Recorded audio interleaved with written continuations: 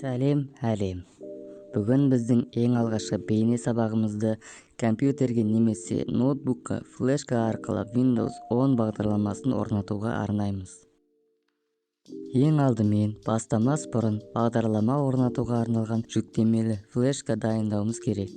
Оның қалай жасалатынын осы каналдан таба аласыз, немесе төменге сілтеме қалдырып кетемін. Видео бастамас бұрын каналға жазылып, лайк басып, пікір қалдырып, қазақша контенттің дамуына үлес қосып отырыңыздар. Ең алдымен компьютерді міндетті түрде өшіреміз. Қайта қосар алдында жүктемелі флешканы компьютерге қосамыз.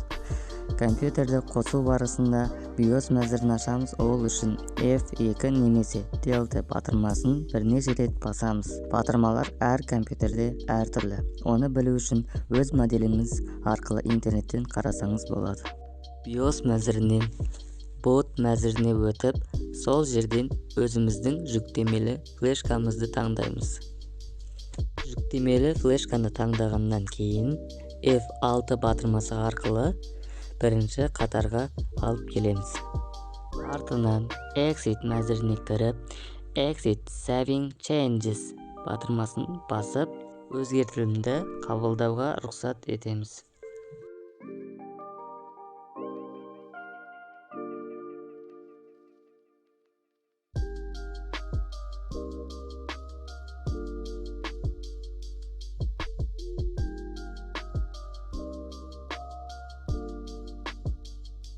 Келесі мәзірден өзіңізге керекті Windows бағдарламасының түрін таңдайсыз.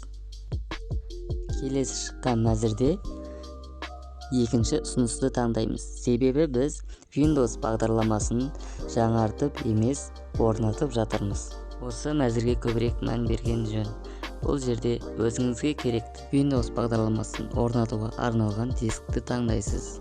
Ескерту: таңдаған дисктің ішіндегі барлық файлдар мен ақпараттар форматталады. Керекті дискті таңдағаннан кейін форматтау батырмасын басамыз. Далее батырмасын басамыз. Бағдарламаның орнатылу процесі басталды. Біраз уақыт күтеміз. Бағдарлама орнатылып болғаннан кейін компьютер перезагрузка болады. Артынан орнатылу мәзірі қайта ашылуы мүмкін. Ондай жағдайда флешканы суырамыз, немесе басында кірген бот менюден USB-ді қайтадан F5 кнопкасы арқылы екінші қатарға қоямыз. Нәтижесінде сіз келесі терезені көресіз. Бұл жерден местоположение таңдаймыз және керекті тілді таңдаймыз.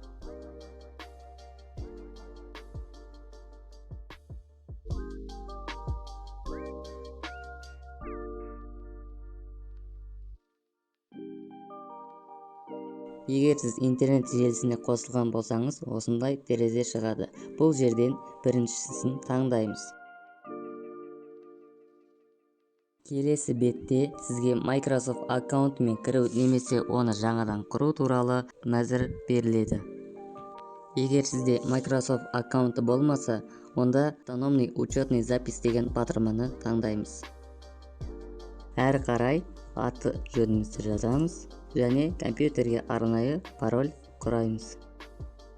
Әрі қарай парольді ұмытқан жағдайда қойылатын сұрақтардың кестесі беріледі. Арасынан 3 сұрақты таңдап жауап береміз.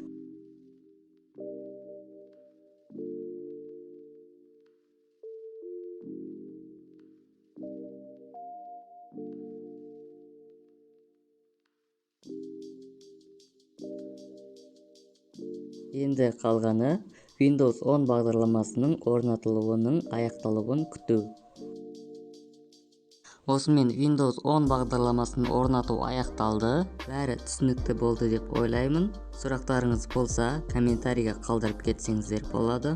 Басқа да жаңа видеолардан қалып қалмас үшін каналға тіркеліп кетіңіздер. Осымен видео сабақ аяқталды. Назарларыңызға рахмет.